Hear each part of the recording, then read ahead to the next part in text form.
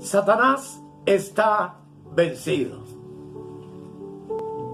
Bienvenidos al tema de hoy que he llamado la derrota de Satanás en el Calvario.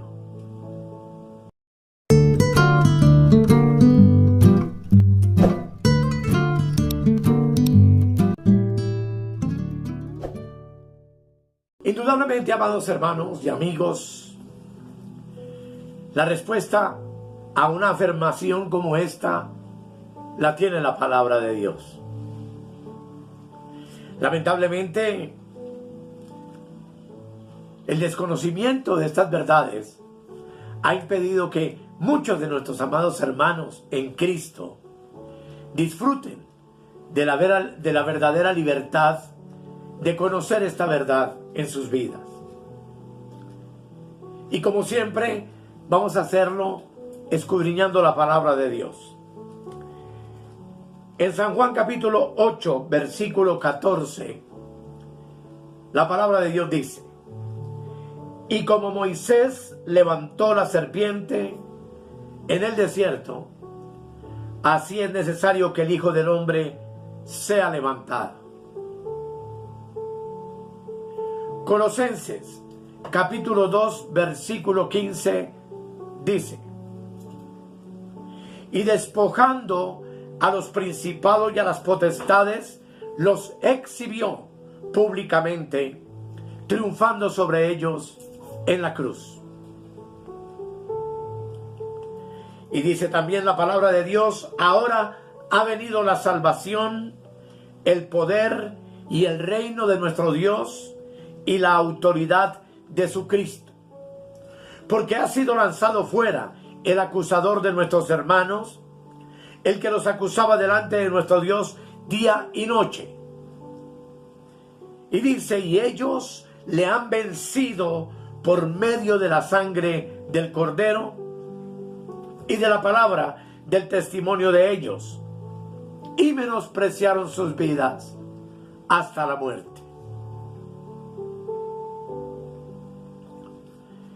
Indudablemente no puede haber una victoria permanente en la vida de los hijos de Dios hasta que podamos ver y apreciar el hecho de que Satanás fue derrotado en la cruz del Calvario. La iglesia de Dios, como una unidad, no puede enfrentarse a la oleada satánica con la que está siendo atacada en estos días si no aprende primero a someterse al poder y a la victoria del Calvario, que nos da el claro testimonio de la derrota del diablo. Indudablemente, la iglesia del Señor se encuentra en su última batalla. Y esto quiere decir un último conflicto con Satanás antes de que tome el control completo de la tierra por medio de la bestia y por medio del falso profeta. Y darle frente a este conflicto desde otro punto de vista que no sea la cruz y el Calvario es provocar un gran desastre. De ahí que tú y yo tenemos una necesidad urgente del más claro entendimiento de cómo el cristiano puede ejercer autoridad para obtener la victoria sobre la invasión satánica como se está manifestando en el día de hoy. Alrededor nuestro, los poderes satánicos crecen, amenazando arrasar con todo lo que encuentra a su paso, no olvidando que la Escritura afirma que el mundo entero está bajo el maligno. Vemos entonces la inquietud de las naciones. Vemos cómo los asuntos políticos y económicos están fuera de control aún en nuestro hermoso país. Y los hombres perplejos en cuanto a lo que pueda suceder con sus vidas debido a la pandemia que ha venido sobre el planeta.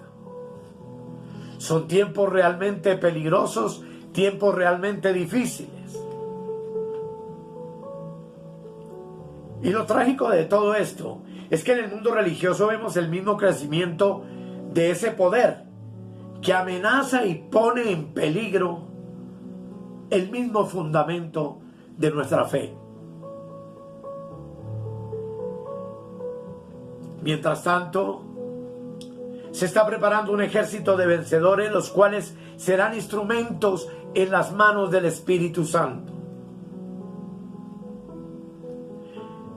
La única que puede detener el torrente del poder satánico que se está derramando en el mundo en estos últimos días es la iglesia.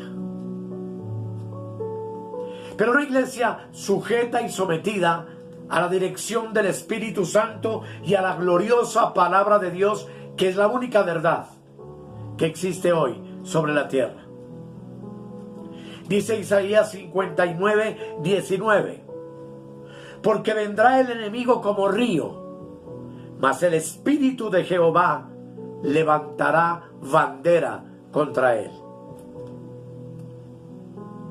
Cuando el torrente amenaza con destruirlo y destrozarlo todo, entonces Dios interviene. ¿Cómo lo detiene? ¿Qué métodos usa? En 2 de Tesalonicenses, capítulo 2, versículos 7 y 8, leemos lo siguiente.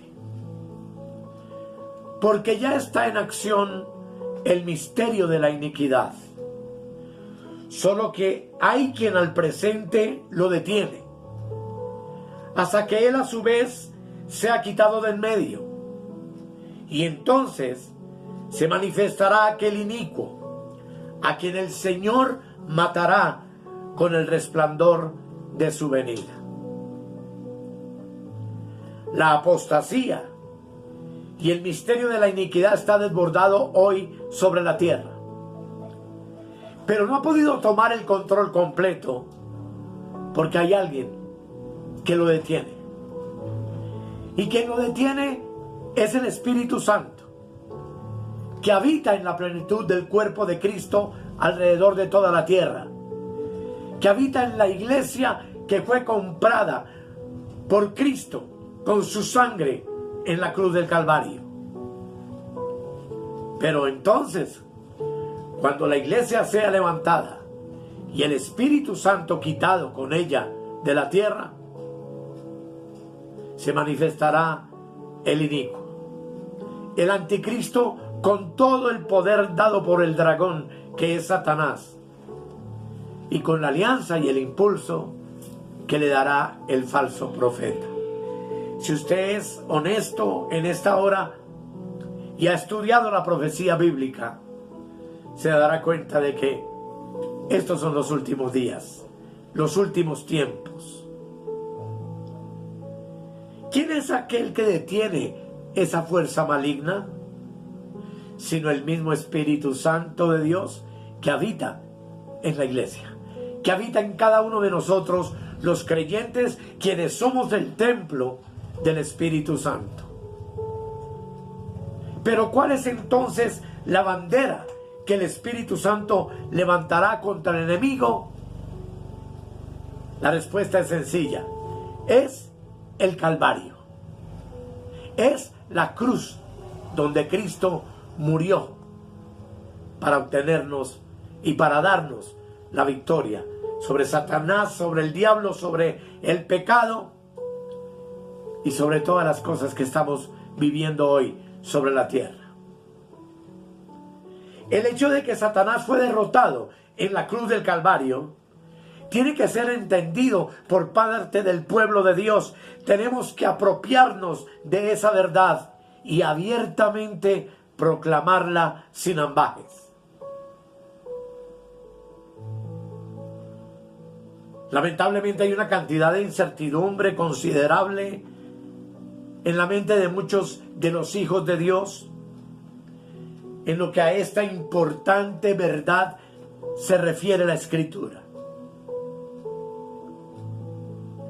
Y si la bandera de la cruz como el instrumento de la derrota de Satanás, ha de ser levantada, tú y yo entonces tenemos que tener un claro concepto de lo que esto significa en nuestro entendimiento, en nuestra mente.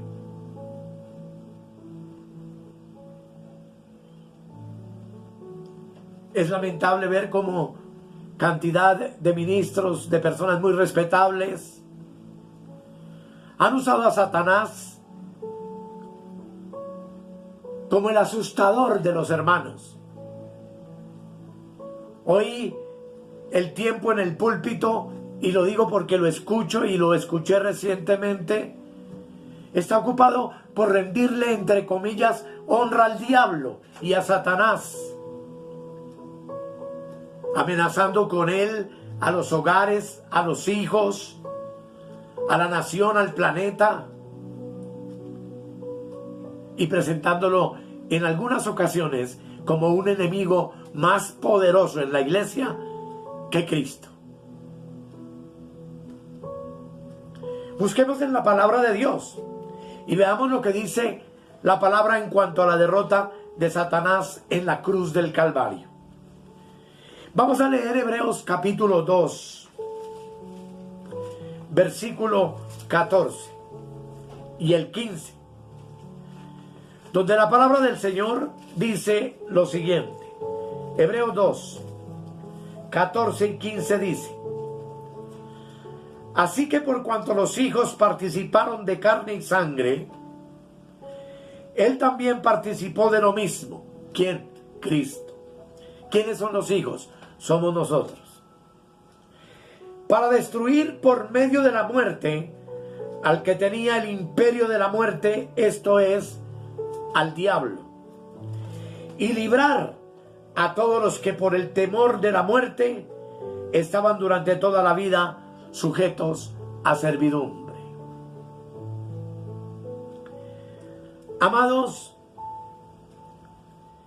la palabra del Señor enseña que Cristo con su muerte destruyó al que tenía el imperio de la muerte, esto es, al diablo. Sabemos que la paga del pecado es muerte y que el mundo entero hoy se encuentra bajo el maligno y que la consecuencia de todo lo que tú y yo estamos viendo no es otra que el pecado y la paga que el pecado merece, pues el hombre abiertamente y a sabiendas le ha dado por completo la espalda a Dios y a su Cristo. Y aún la misma iglesia, entre comillas, le ha quitado el poder y el significado real a la cruz y a lo que Cristo logró para nosotros en ella. Dice la palabra que por medio de su muerte destruyó, no lo digo yo, está escrito, al que tenía el imperio de la muerte, esto es, al diablo. Yo no creo, amados, que pueda existir una palabra más fuerte para describir este triunfo del Cristo de la gloria con la palabra destruirlo. En el griego, esta palabra significa dejar sin poder o ponerlo fuera de acción. Entonces, usted preguntará de inmediato, ¿por qué Satanás continúa activo? ¿Por qué los santos no se han apropiado de esta verdad y de este hecho y aplican este principio a sus necesidades y a su vida? ¿Por qué la iglesia denominacional vive dictando cátedras de liberación de demonios, cátedras de sanidad interior, y mantiene constantemente pronunciando desde el púlpito a un diablo vencido, a un Satanás destruido por el poder de la cruz? ¿Por qué desde la mayoría de los púlpitos cristianos escuchamos diariamente prédicas acerca de ese poder que Satanás tiene en la iglesia? Hasta el punto de pasar horas ayunando y haciendo seminarios para instruir a los creyentes a pelear contra un enemigo derrotado.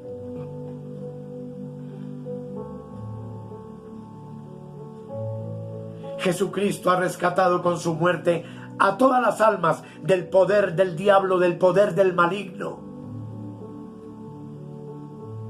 Pero este hecho no se proclama desde el púlpito. Por ende, y por esta razón, no hay una fe viva y activa en el Hijo de Dios para declararse vencedor, para declarar la victoria de Jesús y para sentirse libre por completo de cualquier acción maligna o diabólica sobre su vida, sobre su familia, sobre su iglesia o sobre su nación. Y esto lo único que nos muestra es la gran responsabilidad que pesa sobre nosotros, los predicadores del Evangelio de la gracia. Los que hemos sido llamados por el Espíritu Santo a proclamar la verdad al pueblo de Dios para que el pueblo sea victorioso, vencedor y libre. Y no esclavo y no viviendo en servidumbre, en temores, en miedos.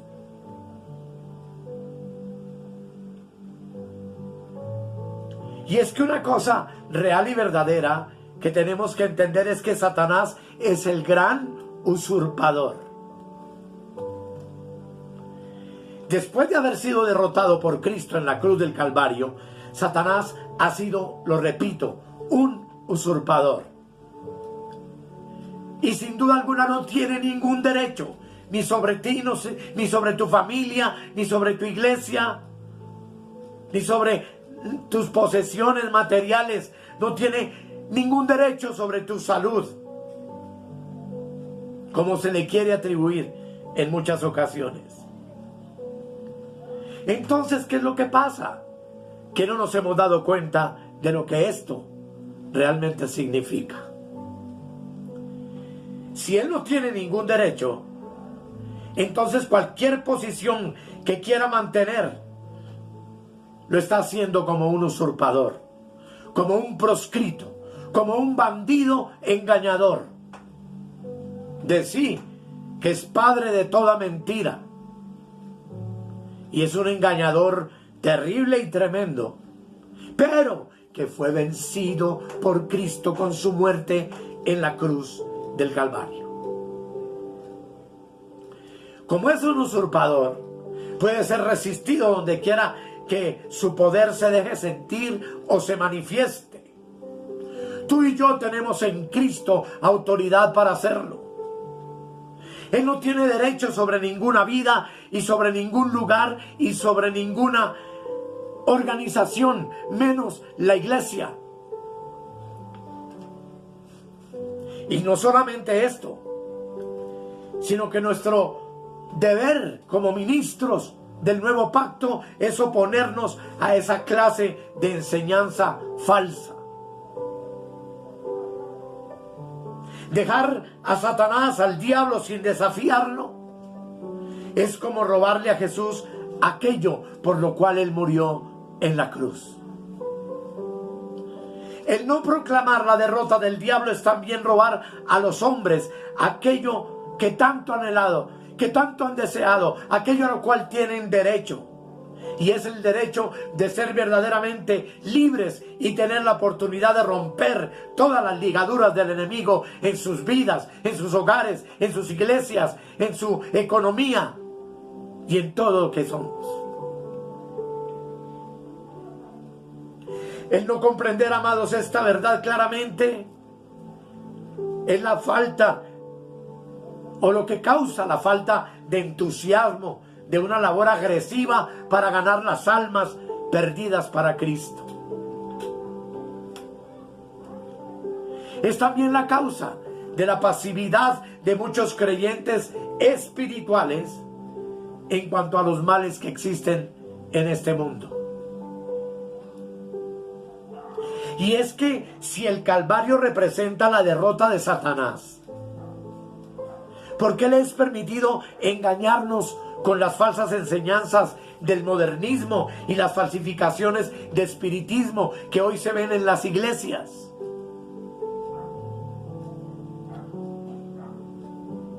Donde generalmente prima el dinero, donde lo que prima es la ganancia deshonesta por parte de los ministros que predican estas mentiras. Y es que Satanás, si a algo le teme, es a la cruz de Cristo más que a cualquier otra cosa. Él sabe que una vez que los santos entendamos completamente hasta qué grado la cruz le ha robado su poder, tan pronto tú y yo lo entendemos y lo tenemos claro, su caída es rápida y segura.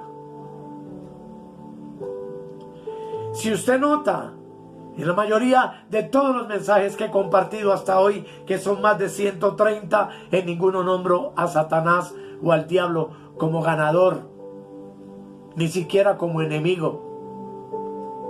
Porque tú y yo tenemos que tener claro que está vencido, que está derrotado, que la obra de Cristo en la cruz fue perfecta y completa. Y es por esto que el mismo Satanás ha hecho todo lo posible por esconder el verdadero significado del Calvario, aún de los que dicen ser ministros, predicadores o evangelistas, ridiculizándolo, falsificándolo, usando todos los medios a su alcance para impedir que la iglesia realice su labor espiritual y viva la vida abundante que Cristo vino a darnos con su muerte y con su resurrección.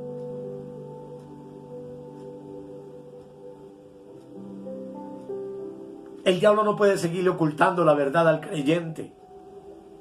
Sin embargo, sí puede causar que el creyente sea descuidado y medite en esa victoria sin entenderla, a veces hasta sin importarle, sin escudriñar esta verdad a fondo y darle el valor que esta verdad se merece. Y en vez entonces de apropiarse de la verdad, vemos cristianos fusilánimes, asustados, aterrorizados con el poder del diablo, que no se levantan en fe para proclamar la victoria del resucitado como su propia experiencia práctica, por medio del sometimiento completo al Espíritu Santo y a la santa palabra de Dios que deja establecida su derrota. Si quieres mantenerte libre de las ataduras del diablo, desciende entonces conmigo profundamente a la tumba de Cristo.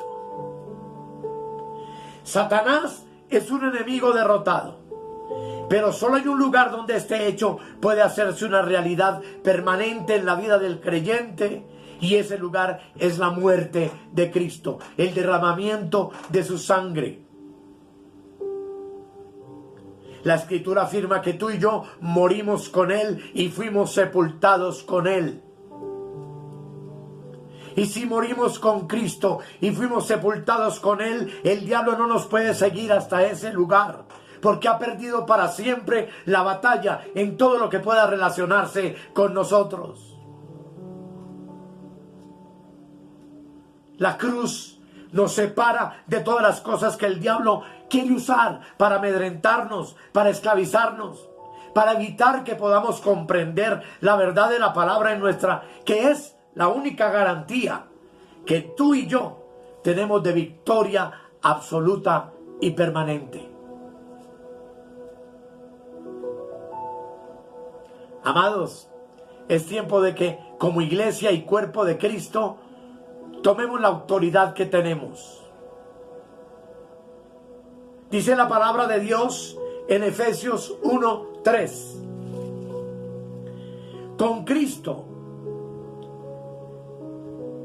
indudablemente estamos sentados en lugares de victoria.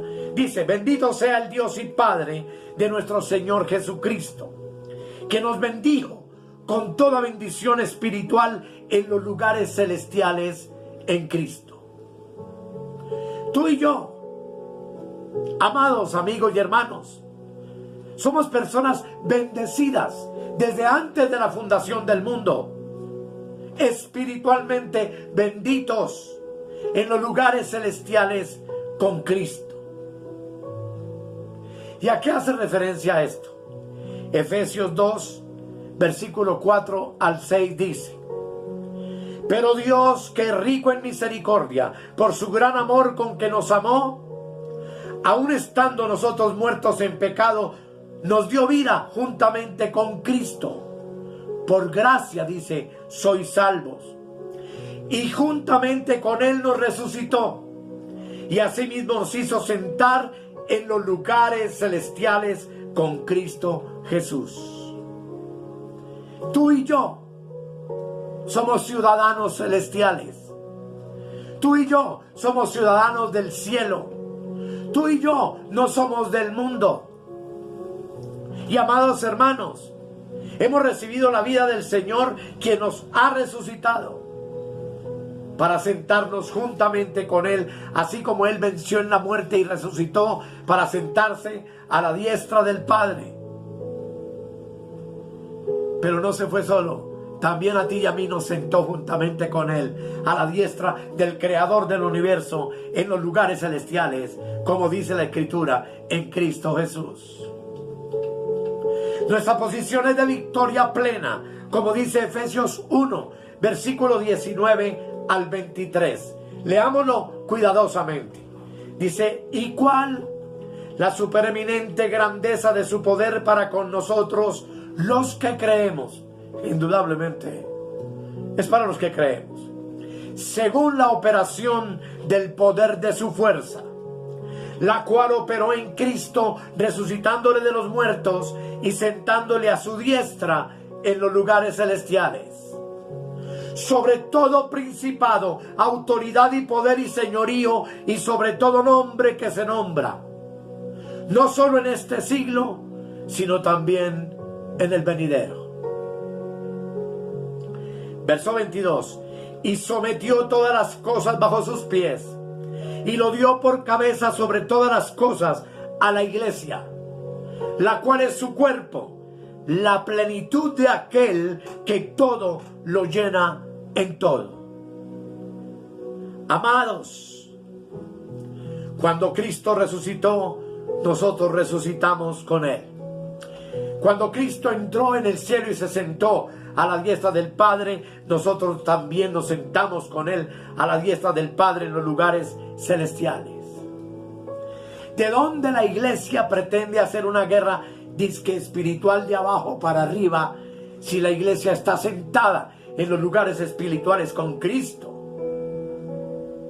¿De dónde nos enseñaron a pelear contra espíritus invisibles y a combatir cosas que no vemos y a llenarnos de terror y de miedo contra aquello que Cristo exhibió públicamente en la cruz y triunfó sobre ellos? Dice que ha colocado a los santos sobre todo principado, autoridad, poder y señorío, y sobre todo nombre que se nombra. Dice la Escritura que sometió todas las cosas bajo sus pies. ¿Los pies de quién? De Cristo. ¿Y dónde quedan los pies? Abajo. ¿Y nosotros qué somos?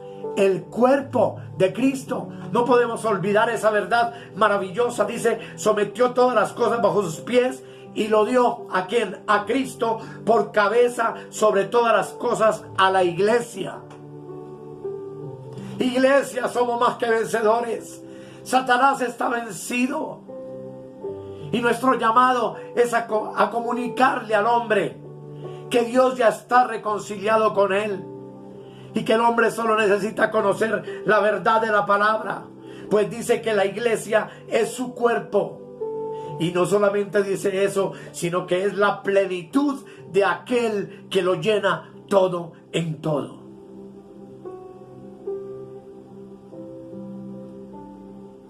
¿Dónde está, amados hermanos, entonces, esta revelación en nuestras vidas?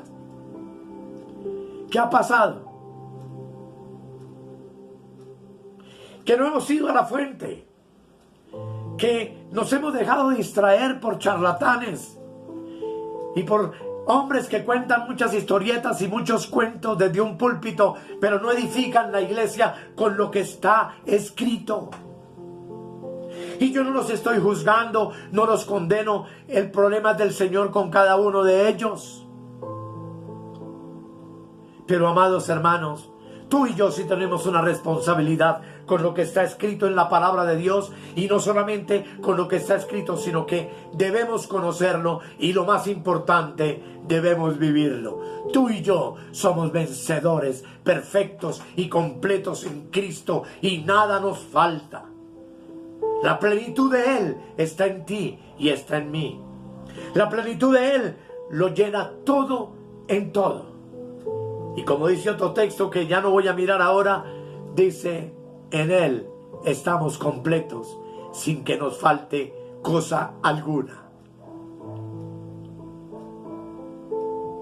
No más cuentos de demonios, no más historias de espíritus que se aparecen y se desvanecen.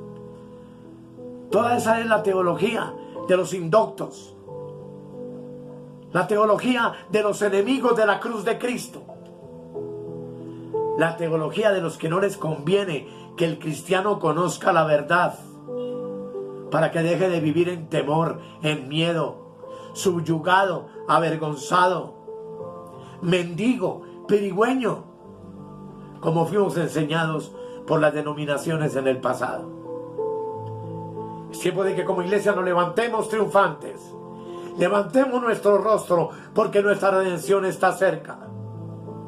Y en medio de lo que está viviendo el mundo, en medio de esta pandemia, de la mortandad, de todas las noticias funestas que escuchamos todos los días, entender que tú y yo somos más que vencedores en Cristo, que tú y yo vivimos en libertad plena, porque fuimos limpiados y lavados por la sangre del Cordero, quien murió en la cruz, no solo para darnos vida y vida en abundancia, sino para vencer al archimalvado enemigo llamado Satanás, llamado diablo, y exhibir públicamente a todos los demonios que quieran atacarnos o que pretendan esclavizarnos. Somos libres, verdaderamente libres. Vamos a orar.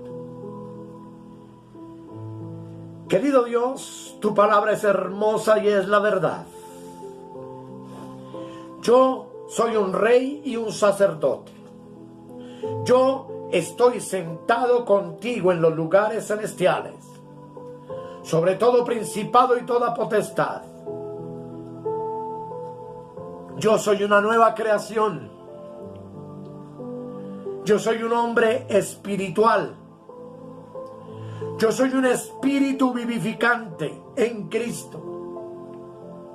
Yo soy la iglesia que espera el glorioso arrebatamiento inminente que está próximo a suceder. Haz, Dios, querido Espíritu Santo hermoso, que esta verdad penetre en la conciencia de mis hermanos, y que esta verdad alumbre los ojos de su entendimiento, para que salgamos de las tinieblas de la ignorancia y, como dice tu palabra, ocupemos el lugar que nos corresponde, y es contigo, sentados en el trono, en los lugares celestiales, en Cristo. Amén. Amén y amén. Gracias, amados. Espero que haya sido bendecido con esta verdad poderosa de la palabra de Dios, y prepárate, porque vienen otras verdades que estaré compartiendo contigo en los próximos episodios o temas que tengamos la oportunidad de grabar con amor para ustedes y con mucha alegría. Gracias, amados. Hasta la próxima y felicidades.